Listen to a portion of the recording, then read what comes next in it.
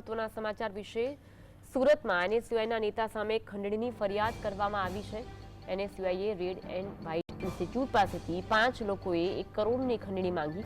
Red and white ઇન્સ્ટિટ્યૂટને બદનામ ન કરવા માટે આ ખંડણી માંગવાનો આરોપ છે। સંસ્થાના આરોપ વચ્ચે 7 લાખની રકમ નક્કી થઈ હતી। સુરત અને સુવઈના પ્રમુખ ઇન્સ્ટિટ્યૂટ પાસેથી 1.5 લાખ પડાવ્યા પણ હતા। વધુ એકવાર 60 લાખની માંગ કરી ત્યારે 5 લાખ લેવા જતા સમયે આરોપીઓ ઝડપાયા। हाल तो 2 आरोपीओं ने वॉन्टेड जाहिर करी कुल 5 आरोपीओं ने धरपकड़ करी।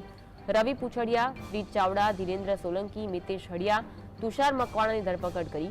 आरोपी अभिषेक चौहान और किशोर डाबी ने वॉन्टेड जाहिर कर्या।